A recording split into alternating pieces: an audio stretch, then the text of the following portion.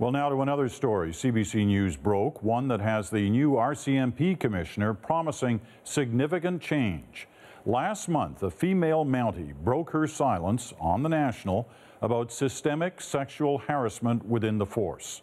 Tonight, the Fifth Estate's Gillian Findlay takes the story further with details of multiple sexual assaults told publicly by the women for the first time, and new revelations about how the RCMP dealt with the complaints.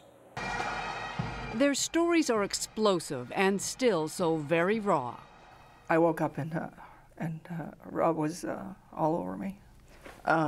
He had his hands in my clothes, under my clothes. 4 female RCMP officers working undercover, similar allegations of being assaulted by the same male colleague. I was in the scenario.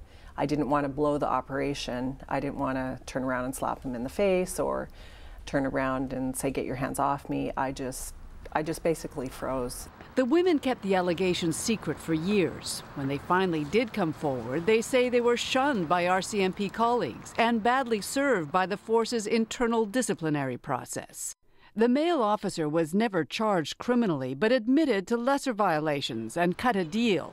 He got a reprimand and forfeited 1 day's time off. When I walked out of that courtroom, I don't think anything more would have surprised me. It was dealt with, and it was a done deal, and nothing was going to change. When the women launched a lawsuit, the RCMP ordered an internal review of how their cases had been handled. That has never been made public until now. Ian Atkins is the retired RCMP superintendent who conducted the review. If I was conducting a hearing and I believed that the officer was dishonest, and he just admitted to being dishonest, I would seriously consider dismissal.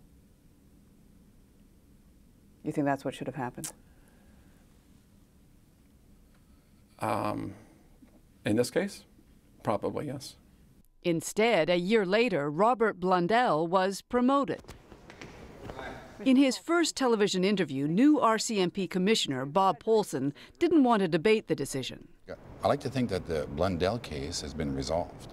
But he did promise under his watch, discipline and accountability would be key.